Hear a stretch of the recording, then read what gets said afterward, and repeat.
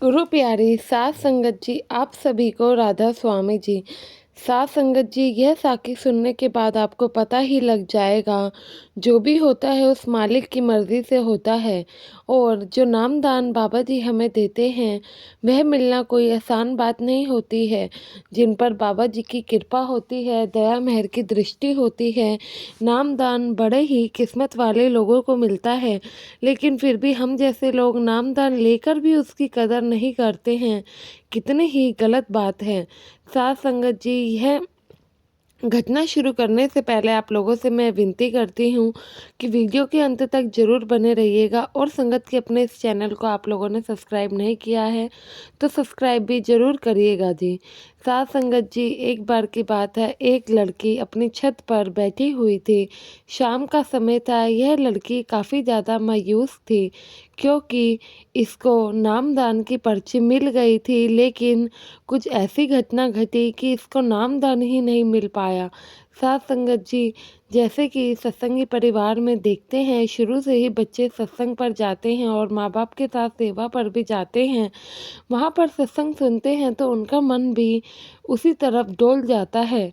या फिर कहते हैं ना कि मालिक जिसको अपने पास लगाना चाहे, उन्हीं का मन उनकी तरफ भक्ति में लगता है।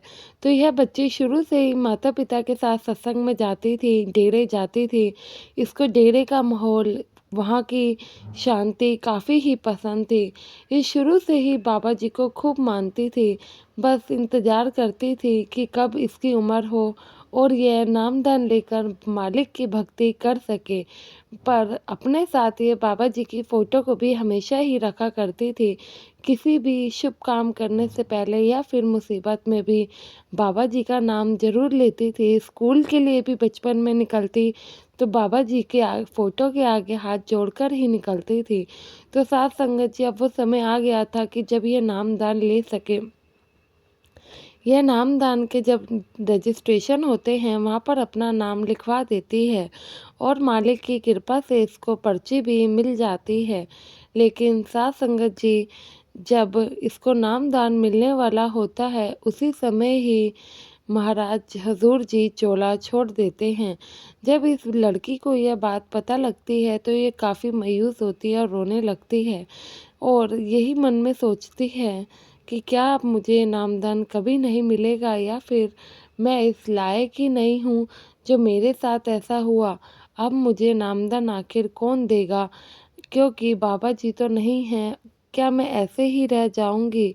बाबा जी ने अगर नामदान मुझे देना ही नहीं था तो ये पर्ची फिर क्यों दी? उसके मन में काफ़ी तरह तरह के सवाल चल रहे थे। उनकी जो दोस्त थी एक, वह भी सत्संगी थी और उसे नामदान मिल चुका था। तो वह काफ़ी उसे समझाती है कि देख, मालिक ने जो भी करना है अपनी मर्ज़ी से करना है। तुम ज़्यादा मत सोचो, क्या पता इसी में आपकी भलाई छुपी हो।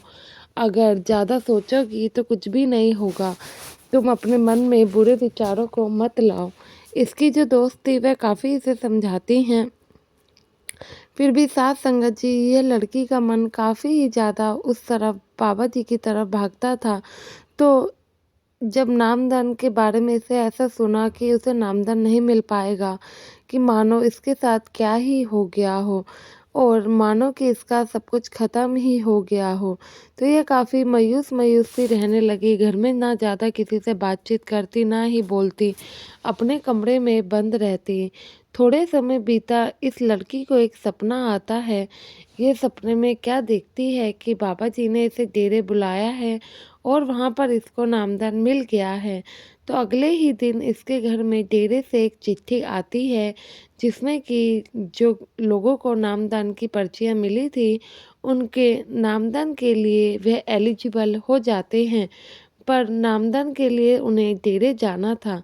जब वह ये देखती है कि नामदान की प्रक्रिया दोबारा शुरू हो रही है और पर्ची तो इसके पास कटी ही हुई थी, तो नामदान इसे मिल जाएगा, तो यह देखकर इसकी खुशी का कोई ठिकाना ही नहीं रहता। और घर वाले भी काफ़ी सोच में पड़ जाते हैं कि भाई ऐसा कैसे हो सकता है। कि नामदान के लिए अलग से डेरे से चिट्ठी आई, ऐसा तो हमने पहले कभी नहीं देखा है। साथ संगत जी वह घर वालों से जिद के करने लगती है डेरे जाने की, तो घर वालों के साथ डेरे पहुंच जाती है। जब डेरे पहुंचती है वहां पे जिन लोगों को नामदान की पर्ची मिल चुकी थी उनको बस नामदान ही मिलना बाकी था। तो एक दिन चुना जाता है जब लोगों को नामदान मिलना होता है, तो वहाँ पर यह लड़की भी जाती है। वहाँ पर बाबा जी आते हैं, सभी साथ संगत को नाम अपनी पहले दृष्टि डालते हैं, उसके बाद नाम का भेद देते हैं। जब इसको नाम का भेद मिल जाता है तो बाबा जी वहाँ पर सभी संगत को बोलते भी हैं, नामदान मिलने के बाद अब आप लोगों का उद्देश्य सबसे पहले नाम की कमाई ही होना चाहिए, फिर ही कोई दूसरा आपका उद्देश्य होने चाहिए। तो यह नामदान लेने के बाद मालिक से जुड़ जाती है, हमेशा ही नाम की कमाई में, हमेशा ही अपने भजन सिमरन में लीन रहने लगती है। अब एक बार की बात थी, यह लड़की अपने गांव अपने गांव से बाहर किसी रिश्तेदार के यहाँ ट्रेन में सफ़र कर रही थी। अचानक से उस ट्रेन को पता नहीं क्या होता है, उसमें क्या इशू आता है कि वह उथल पुथल होने लगती है, कि मानो शोर शराबा चारों तरफ मचने लगता है कि यह ट्रेन में जो यात्री है वह नहीं बच पाएंगे, क्योंकि ट्रेन अपनी पटरी पर नहीं चल रही है। अचानक से कुछ भी हो सकता है। जब यह सुनती है तो इसके मन काफ़ी डर जाता है, काफ़ी परेशान होने लगती है। तो उस समय इसके मन से आवाज़ आती है कि भजन सिमरन पर ध्यान दो, बाकी सब मालिक पर छोड़ दो। उस समय यह डरते डरते अपनी आंखें बंद करती है और भजन सिमरन पर अपना ध्यान केंद्रित करने की कोशिश करती है। थोड़े ही समय बीतता है कि मानो जैसे कि कुछ हुआ ही ना हो।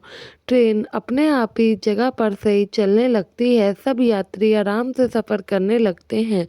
तो जब ये अपने भजन सिमरन से उठती है तो ऐसा लगता है कि इसे कि कोई तूफान मानो आया ही ना हो, या फिर कोई घटना घटित ही ना हुई हो। उस समय ये मालिक का शुक्राना अदा करती है और अपना पूरा समय यह मालिक को ही समर्पित करती है। जब भी इसे टाइम मिलता, ये बाहर भी कहीं जाती तो अपने भजन सिमरन को समय ज़रूर देती। मुश्किल समय के साथ साथ अपनी हर घड़ी में ये मालिक को याद ज़रूर करती थी। साथ संगत जी, अगर मालिक पर विश्वास सच्चा हो तो मालिक हमारा साथ कभी नहीं छोड़ता है। वो तो हम लोगों का विश्वास ही इतना कमज़ोर है जो कि थोड़ी सी परेशानी आते ही हम मालिक से विश्वास हटा बैठते हैं और डरने लग जाते हैं, और पता नहीं कैसे कैसे विचार हम लोगों के मन में आ जाते हैं। साथ संगत जी, आशा है ये वीडियो के बाद आप लोगों का भी बाबा जी के प्रति अपना जो विश्वास है वह और बढ़ेगा। और साखी का बस इतना ही उद्देश्य होता है कि जो भी संगत की घटना है वह आप तक पहुँचे और आप अपने भजन सिमरन को ज़्यादा से ज़्यादा वक्त दे और मालिक पर आपका भरोसा अटूट बने। आशा है ये वीडियो आप लोगों को अच्छी लगी होगी। वीडियो अच्छी लगी हो तो कमेंट में राधा स्वामी लिखना ना भूले और संगत के अपने इस चैनल को सब्सक्राइब जरूर करें जी। गुरु प्यारी साथ संगत जी, आप सभी को राधा स्वामी जी।